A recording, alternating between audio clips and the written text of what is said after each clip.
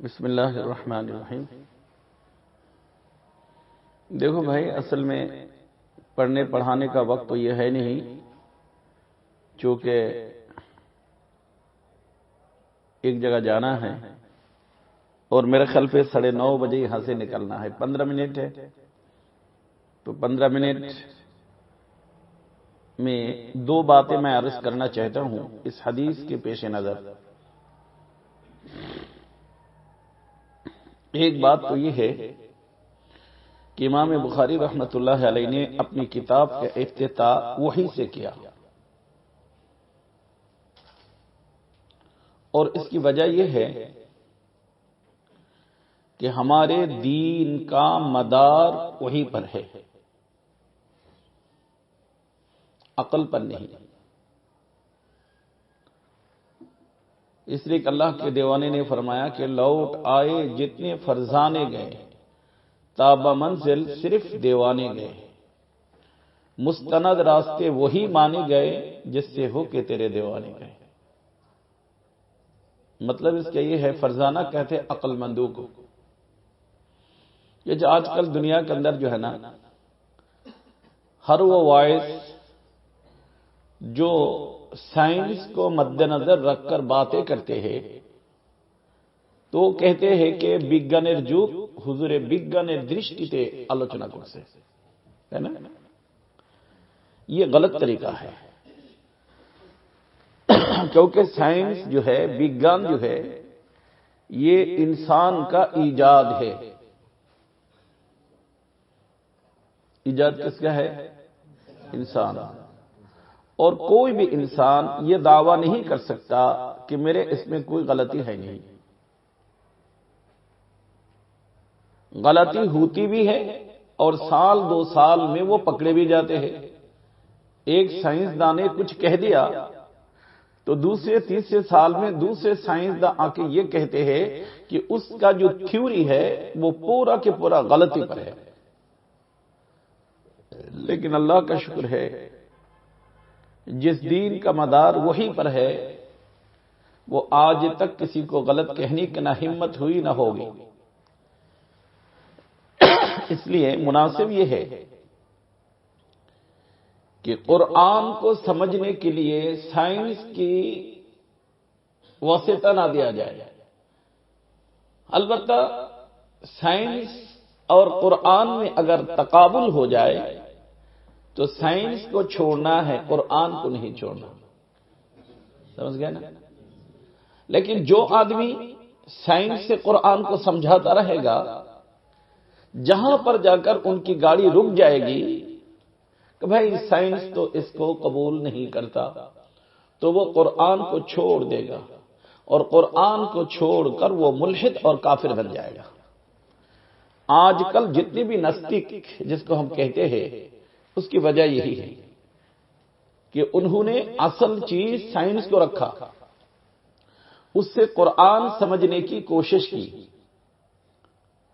جہاں پر سمجھ میں نہیں آئی کہہ دیا کہ یہ غلط ہے، نعوذ باللہ، اور وہ کافر بن گیا۔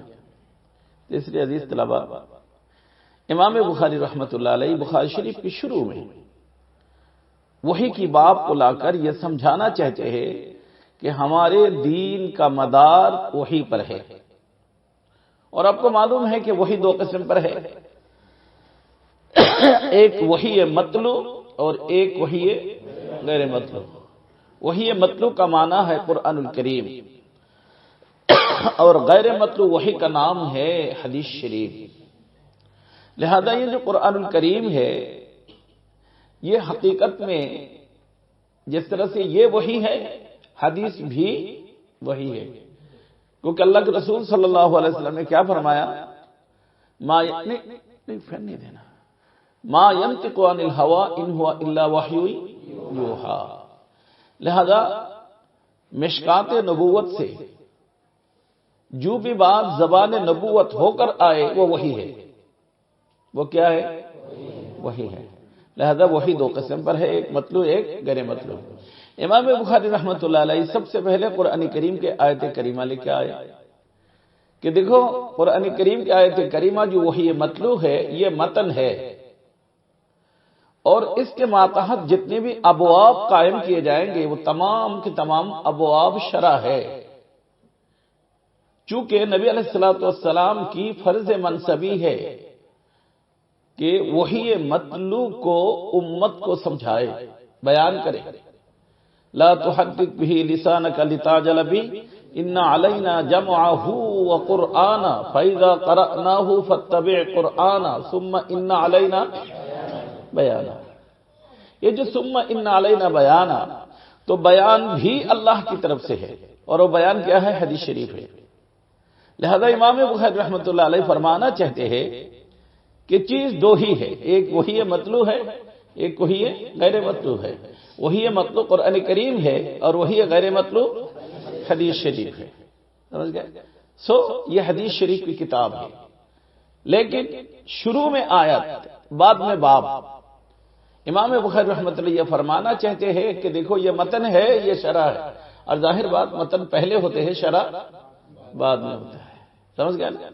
اس لیے کوئی بھی حدیث امام بخاری بیان فرمائیں گے اس سے پہلے کوئی آیت کریمہ باب قائم کر کے آیت کریمہ لکھ آئے گئے، اور یہ کہنا چاہتے ہیں کہ یہ آیت کریمہ اس باب کے اندر جتنی بھی احادیث ہے وہ تمام کے تمام احادیث کا مخرج اور منبع یہ آیت کریمہ ہے، سمجھ گئے نا؟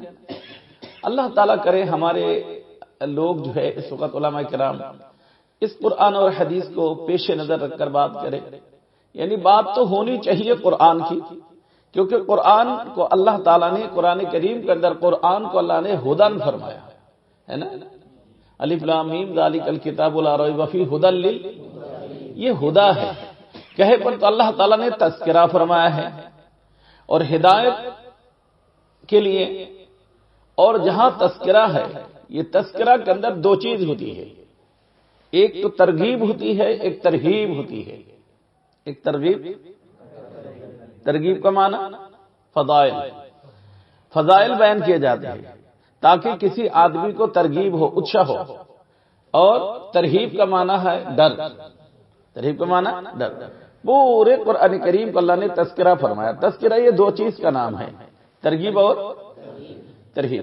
قرآن کریم کے اندر کہے پر ترغیب ہے، کہے پر ترہیب ہے، جہاں پر جنت کی ترغیب ہے وہیں پر جہنم سے ڈرایا گیا ہے، ترہیب ہے۔ پورے قرآن کریم کے اندر یہ دو ہی چیز آپ کو ملیں گے، یا تو ترغیب یا ترہیب، کہے ترغیب پہلے ترہیب بعد میں، کہے ترہیب پہلے ترغیب بعد میں، لیکن ہے دونوں کے دونوں۔ اور جن لوگوں نے یہ جو قصص ہے، یہ جن لوگوں نے ترغیب اور ترہیب کو مد نظر رکھ کر امتثال اوامر کیا وہ کامیاب ہوا، اور جو اجتناب عن النواہی کیا وہ کامیاب ہوا۔ یہ کامیاب لوگوں کی اللہ تعالیٰ نے قوم کے قوم بیان فرمایا کہ اس قوم نے امتثال اوامر اور اجتناب عن النواہی سے کام لیا سو کامیاب ہو گیا، اور یہ قوم جو ہے امتثال اوامر بھی نہیں کیا، اجتناب عن النواہی بھی نہیں کیا، وہ ناکام ہو گیا، ہلاک ہو گیا۔ تو کہے پر مہلکین کا بیان ہے، کہے جو فائز اور کامیاب لوگ ہیں ان کا بیان ہے، یہ قصص ہے، یہ قصص ہے۔ اور کہے پر اللہ سبحانہ و تعالیٰ نے کچھ امثال بھی بیان فرمایا، کیونکہ امثال کو اس لیے بیان کیے جاتے ہیں تاکہ وہ بات واضح ہو جائے، تاکہ بات کیا ہو جائے؟ واضح ہو جائے، یعنی وہ سمجھ میں آ جائے، اس لیے اللہ نے کہے پر امثال بھی بیان فرمایا۔ تو یہ قرآن کریم کا خلاصہ جو ہے وہ دو ہی چیز ہے، امر اور نواہی، جس کا نام تذکرہ ہے، اور تذکرہ کے اندر کیا ہوتے ہیں؟ دو چیز، ترغیب اور ترہیب، یہ ہے قرآن کریم کا خلاصہ۔ تو یہاں پر آیت کریمہ کے اندر دیکھو، سب سے پہلے آیت کریمہ لے کے آئے، اس کے بعد حدیث شریف لے کے آئے۔ اس حدیث شریف پر آپ نے سر حاصل بحث اساتذہ کرام سے سنے ہیں، اور بس مجھے کہنے کی کوئی ضرورت تو ہے نہیں، البتہ ایک بات صرف عرض کر دوں کہ دیکھو بیٹا، یہاں پر نیت کی حدیث ہے، پہلے باب کے اندر حدیث لائے نیت کی، اور آخری باب جو امام بخاری رحمۃ اللہ نے قائم فرمایا وزن اعمال کی، ان اعمال بنی آدم وقولہ یوزن، ہے نا وہاں پر، یعنی وزن اعمال کیا ہے؟ وزن اعمال۔ تو مسئلہ کیا ہے؟ امام بخاری رحمۃ اللہ یہ فرمانا چاہتے ہیں کہ میدان محشر میں جو اعمال کو وزن کیا جائے گا، فَأَمَّا مَنْ ثَقُلَتْ مَوَازِينُهُ فَهُوَ فِي عِيشَةٍ رَاضِيَةٍ وَأَمَّا مَنْ خَفَّتْ مَوَازِينُهُ فَأُمُّهُ هَاوِيَةٌ۔ تو یہ جو اعمال کو وزن کیا جائے گا، گنے نہیں جائیں گے، وزن کیے جائیں گے، اور اعمال کے وزن کم ہونا اور زیادہ ہونا تکثیر اعمال کی وجہ سے نہیں بلکہ احسان عمل کی وجہ سے ہے۔ سمجھ گئے نا؟ تکثیر عمل سمجھتے ہو؟ ایک آدمی نے 20 رکعت پڑھا، میزان میں رکھا، ایک نے 10 رکعت پڑھا۔ اگر معاملہ گنتی کا ہوتا تو 20 والا 1 نمبر، 10 والا 2 نمبر، لیکن اللہ میاں فرماتے نہیں، میدان محشر میں اعمال کو گنے نہیں جائیں گے بلکہ وزن کیے جائیں گے، اور وزن کے لیے اللہ نے میزان رکھا ہے۔ تو یہ جو اعمال کا وزن کم ہونا زیادہ ہونا، اس کا معیار جو ہے یہ پہلی حدیث ہے، نیت ہے۔ کیا ہے؟ پہلی حدیث، نیت جس معیار کی ہوگی اسی معیار کی وزن ہوگا۔ سمجھ گئے نا؟ اور یہ تصحیح نیت کا نام ہی اخلاص بھی ہے، احسان بھی ہے۔ اخلاص اور احسان ایک ہی چیز ہے، سمجھ گئے؟ تو یہ جو اخلاص اور احسان کی وجہ سے میدان محشر میں وزن اعمال کا کم ہوگا زیادہ ہوگا، بعض کا 99 عمل نامہ ہوگا، کچھ وزن نہیں، اور بعض کا صرف کلمہ ان کے پاس ہے لیکن وہ وزنی ہے، اس کی وجہ سے مغفرت کا فیصلہ ہو جائے گا۔ فَأَمَّا مَنْ ثَقُلَتْ مَوَازِينُهُ فَهُوَ فِي عِيشَةٍ رَاضِيَةٍ وَأَمَّا مَنْ خَفَّتْ مَوَازِينُهُ فَأُمُّهُ هَاوِيَةٌ۔ لہذا امام بخاری رحمۃ اللہ علیہ شروع میں نیت کی حدیث، آخر میں وزن عمل کی حدیث، امام بخاری یہ فرمانا چاہتے ہیں تمہاری نیت جس معیار کی ہوگی، میزان میں تمہارا وہ عمل اسی معیار کا وزن ہوگا۔ سمجھ گیا نا؟ اس لیے امام بخاری رحمۃ اللہ شروع میں نیت کی۔ اور دوسری ایک بات عرض کر دو مختصر طور پر، وہ بھی ذہن پہ رکھنا بیٹا۔ دیکھو یہاں پر بتایا گیا فمن کانت ہجرتہ الی دنیا یصیبها او امرأۃ ینکح فہجرتہ الی ما ہاجر الیہ، ہے نا؟ اور دوسری جگہ پر آپ کو ملے گی حدیث لمبی، فمن کانت ہجرتہ الی اللہ ورسولہ فہجرتہ الی اللہ ورسولہ ومن کانت ہجرتہ الی دنیا اب امرأۃ ینکحها یتزوجها فہجرتہ الی ما ہاجر الیہ۔ وہاں پر دیکھو حدیث شریف ہے، وہاں پر کیا ہے؟ اس میں ہے کہ من کانت ہجرتہ الی اللہ ورسولہ فہجرتہ الی اللہ ومن کانت ہجرتہ الی دنیا او امرأۃ ینکحها یتزوجها فہجرتہ الی دنیا او الی امرأۃ، ایسے فرمایا؟ کہے پر نہیں، کیا ہے؟ ہجرت الی ما ہاجر الیہ۔ وجہ کیا ہے؟ ایک جگہ پر تو اللہ نے صراحت سے فرمایا اور ایک جگہ اللہ تعالیٰ نے ضمیر سے فرمایا، اللہ کے رسول نے۔ اس کی وجہ کیا ہے؟ اس کی وجہ یہ ہے، دیکھو بیٹا، ہمارے معاشرے کے اندر ایک بات یہ بتایا جاتا ہے، کو کتھا مکھے آنتے نہیں، کو کتھا مکھے آنتے نہیں رے بابا۔ ضرورت کے ماتحت بولو، ضرورت ہو تو بولو، نہیں تو نہیں بولو۔ اچھی بات جتنے بولو اچھے ہیں، بری بات بولنے سے جتنے پرہیز کرو اتنا اچھا ہے، بولنا خراب ہے۔ یہاں ضرورت کے ماتحت امرات اور دنیا کا تذکرہ آ گیا تو رسول نے کر دیا، لیکن بعد میں ضرورت کیا ہو گئی؟ پوری ہو گئی، لہذا ضمیر سے کام لی رہے، ہجرت الی ما ہاجر الی امرات او الی دنیا، ایسے نہیں فرمایا۔ تو پتہ کیا چلا کہ بری بات کو زبان پر نہیں لاؤ، سمجھ گئے نا؟ بری بات کو زبان پر نہیں لاؤ، کہ برے آدمی بری بات کو زبان پہ لاتے بیٹا، جو اچھے آدمی ہیں اچھی بات اس کی زبان سے نکلتی ہے۔ کلو انائن یترشح بما فی، تو پڑھتے ہو لیکن سمجھتے نہیں۔ دودھ والے برتن سے دودھ ہی نکلے گا، پانی والے برتن سے پانی ہی نکلے گا، اور اگر پیشاب پاخانہ نعوذ باللہ ہو تو وہی نکلے گا. سمجھ گئے؟ یہ جو آج کل ہماری زبان محفوظ نہیں، ہر وقت یہ وہ فلاں نے ایسے کیا، فلاں نے یہ کیا، فلاں نے یہ کیا. سمجھ گئے نا؟ یہ جو بری بری باتیں ہمارے زبان سے نکالتے ہیں، اللہ کے رسول یہ فرمانا چاہتے ہیں کہ بری بات کو جہاں تک ہو سکے اپنی زبان کو گندے کیوں کرتے ہو؟ ارے اچھی بات بتانے سے زبان پاک ہوتا ہے، اور گندی بات بتانے سے زبان نہ.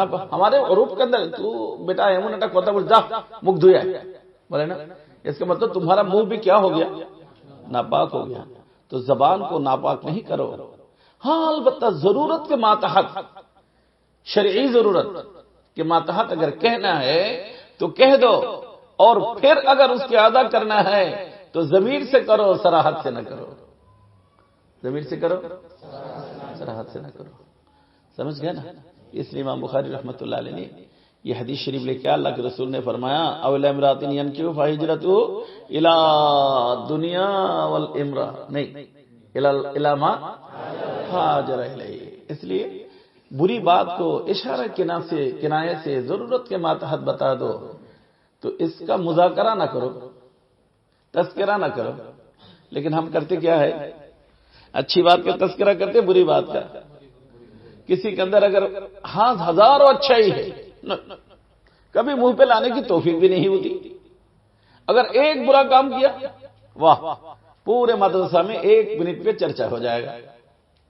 ہم لوگ جو دارالعلوم دیوبند میں پڑھتے تھے تو وہاں پر ایک جگہ ہے، ملسری کہتے ہیں اصل میں، وہ ہمارے یہاں بکل پھول کہتے ہیں نا. تو اس کا ایک درخت ہے، تو وہاں جا کر اگر کسی نے، وہاں سے ہر وقت طلباء کے آمد رفت ہوتا رہتا ہے، اور وہیں پر وہ کنواں ہے جس کنواں سے قاسم صاحب نانوتوی رحمۃ اللہ نے دودھ پینے کے لیے خواب میں دیکھا تھا. وہی کنواں ابھی بھی ہے، ابھی بھی ہے. لوگ جاتے ہیں، پیتے، پانی بھی اچھے ہوتے ہیں، اچھی بات ہے. تو وہاں سے ہر وقت طلباء کی آمد رفت ہوتا ہے. اگر کسی بات کو وہاں پر بتا دیا نا تو تھوڑی دیر میں، اس زمانے میں تو موبائل وغیرہ نہیں تھا جس زمانے میں ہم پڑھتے تھے، فون بھی نہیں تھا، تو پورے مدرسہ میں 5 منٹ پہ پھیل جائے گا. لیکن وہ خبریں غلط سلط خبریں ہوتی تھی.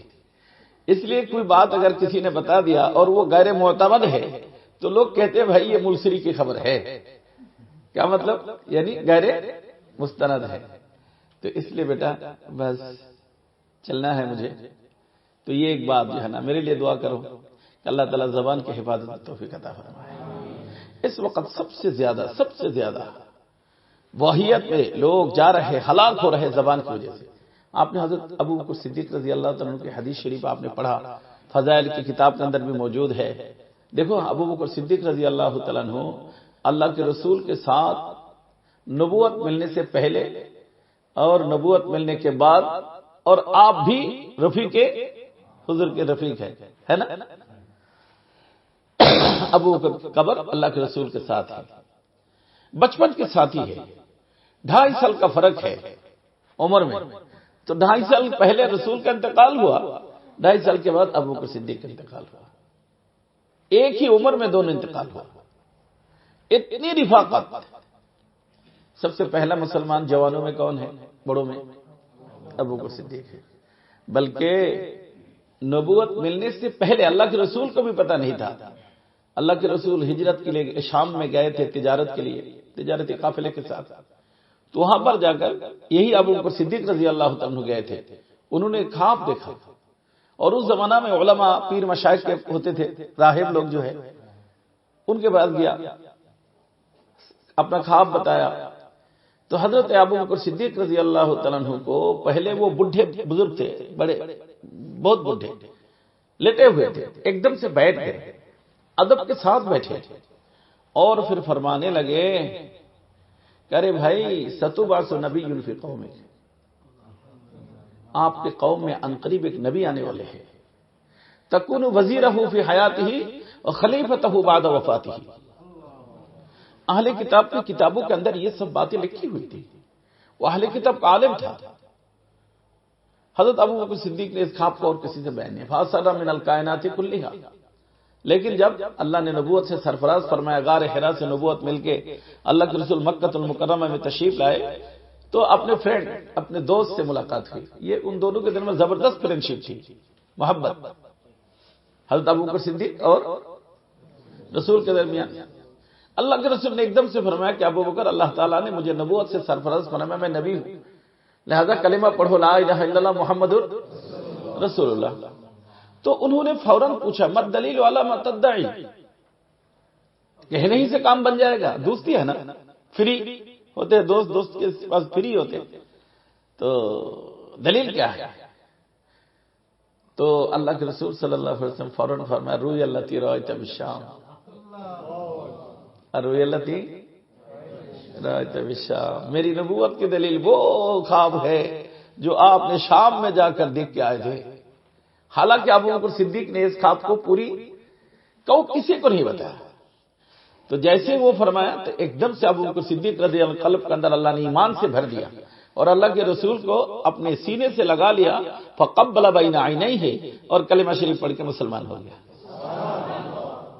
اس وقت سے لے کر اخیر تک اللہ کے رسول کے ساتھ دیا. لیکن اگر آپ دیکھو گے حدیث شریف 8-9 حدیثیں ملے گی آپ کو کتب حدیث کے اندر, سمجھ گئے نا. آخر وجہ کیا ہے؟ وجہ یہی ہے کہ زبان انسان کو ہلاک کر دیتے ہیں. اس لیے آپ نے دیکھا کہ ابو موسیٰ اشعری رضی اللہ عنہ دور سے دیکھا کہ ابوبکر صدیق اپنی زبان کو کھینچ رہے ہیں, یعنی گویا کہ جو ہے نا نکال کے اس کو پھینک دے گا. دور سے دیکھ کے فرمایا مہیا یا ابوبکر, ابوبکر رک جاؤ, کیا کر رہے ہو؟ بولنے لگا کیا کر رہے ہیں, یہی زبان تو ہے کہ انسان کو ہلاکت کی وادی کے اندر ڈال دیتے ہیں. حالانکہ ضرورت کے بغیر بات نہیں کرتے تھے. اللہ کے رسول کی پوری زندگی ساتھ ہونے کے باوجود بھی کئی حدیثیں ہیں.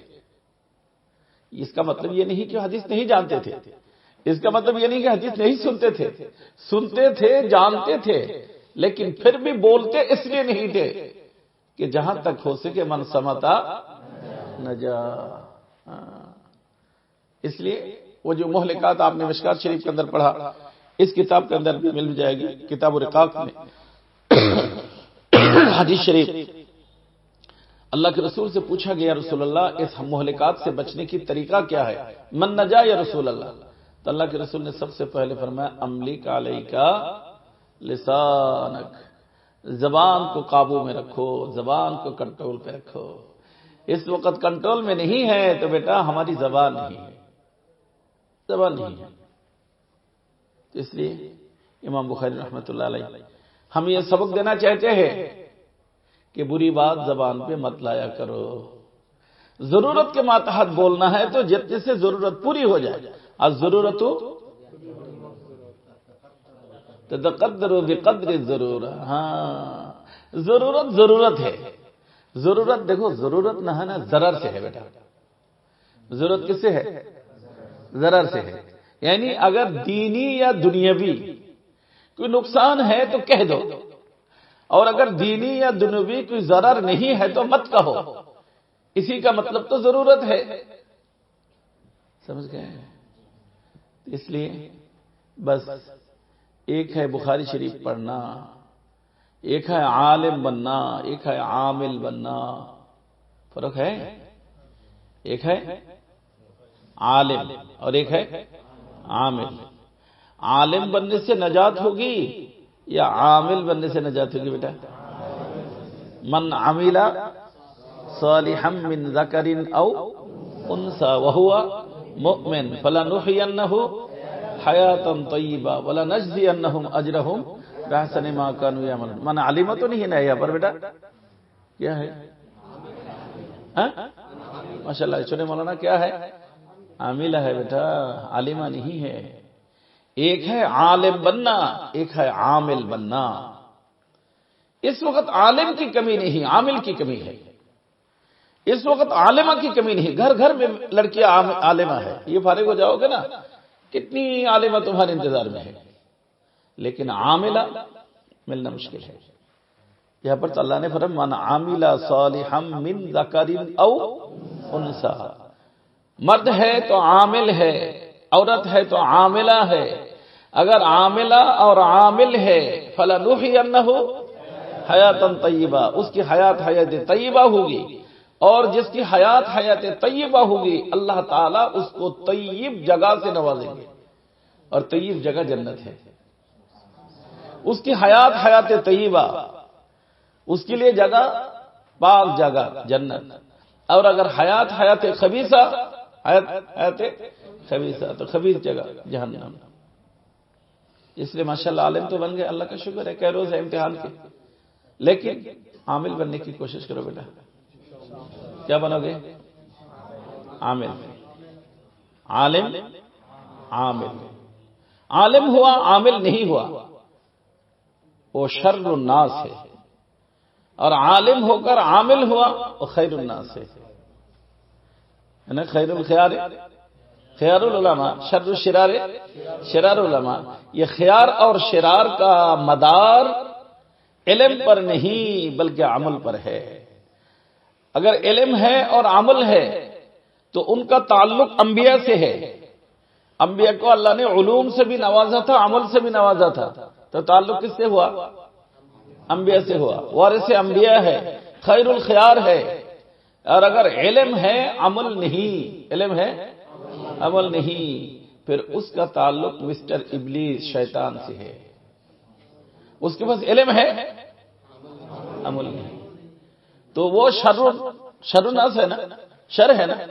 تو وہ عالم جو علم ہے عمل نہیں وہ شر الشرار ہے، علم ہے عمل ہے خیر الخیار ہے۔ کتنی قسم ہو عالم؟ دو قسم۔ کون سی قسم سے بننا ہے آپ کو؟ خیر الخیار۔ تو پھر عالم بنو اور عامل بھی بنو۔ کب سے؟ آج سے، ابھی سے۔ امتثال اوامر اجتناب عن النواہی، عمل دو ہے۔ امتثال اوامر کا نام بھی عمل ہے، اجتناب عن النواہی کا نام بھی عمل ہے۔ آج کل ہمارے معاشرے کے اندر امتثال اوامر تو ہے، اجتناب عن النواہی نہیں۔ ماشاءاللہ یہ دیکھو نہیں، سنتی لباس، ماشاءاللہ بال بھی رکھا سنتی ہے نا، ماشاءاللہ ہو سکتا ہے سرما بھی لگاتا ہوگا، لیکن موبائل کھولا لڑکیوں کی تصویر، سمجھ گیا نا، لڑکیوں کی تصویر نہیں۔ سچی بات بتا رہا ہوں بیٹا، سب کچھ سنن ہے، سرما بھی لگا ہوا ہے، امامہ بھی باندھا ہوا ہے، بال رسول کی سنت کے طریقے کے مطابق ہے، داڑھی بھی ہے، لباس بھی ہے، نہیں تو امتثال اوامر ہوا نا، امتثال اوامر ہوا۔ اجتناب عن النواہی کون کرے گا بھی؟ حالانکہ ہمارے خصوصی عمل جو ہے امتثال اوامر نہیں بلکہ اجتناب عن النواہی ہے۔ یہ کتا ہے، گدھا ہے، جانور ہے، اس کے لیے امتثال اوامر ہے، اجتناب عن النواہی نہیں۔ یہ اجتناب عن النواہی ایک خاص قسم کی عبادت ہے جو اللہ تعالیٰ نے حضرت انسان، اللہ تعالیٰ نے ہمیں نوازا ہے، ہمیں دیا ہے، سمجھ گئے نا۔ اس لیے اللہ کے رسول نے فرمایا یا ابا ہریرہ اتق المحارم تکن اعبد الناس، اعبد بن جاؤ گے اگر محارم سے بچا۔ سمجھ گئے نا بھائی؟ عالم بھی بنو، عامل بھی بنو۔ کوشش کرو گے نا انشاءاللہ؟ آج سے کوشش کرو انشاءاللہ۔ اور عالم بنا، عامل بنا، اسی کا نام قرآن کریم کی لہجے میں تذکر ہے۔ انما یتذکر اولو الالباب۔ اور جب تذکر کی صفات آپ کے اندر پیدا ہوگی، دنیا والے آپ کو عقل مند کہیں یا نہ کہے، اللہ تعالیٰ کا فرمان ہے اولو الالباب، یہ اولو الالباب ہے، اولو الالباب ہے۔ اور اولو الالباب کی تعریف اللہ نے دوسری جگہ الذین یذکرون اللہ قیاما وقعودا وعلی جنوبہم ویتفکرون فی خلق السماوات والارض ربنا ما خلقت هذا باطلا سبحانک فقنا عذاب النار۔ یہ اولو الالباب ہے، سمجھ گئے نا؟ ذکر اور فکر، ذکر اور فکر، ذکر اور بس دو کام کے اندر اپنی زندگی کو کھپا دو تو انشاءاللہ آپ اولو الالباب بن جاؤ گے، خیر الخیار بن جاؤ گے، وارث انبیاء بن جاؤ گے، اور اللہ تعالیٰ بھلا کرے عالم ربانی بن جاؤ گے۔ اللہ تعالیٰ سب کو توفیق عطا فرمائے۔ سبحان اللہ بحمدہ، سبحان اللہ العظیم۔ بسم اللہ۔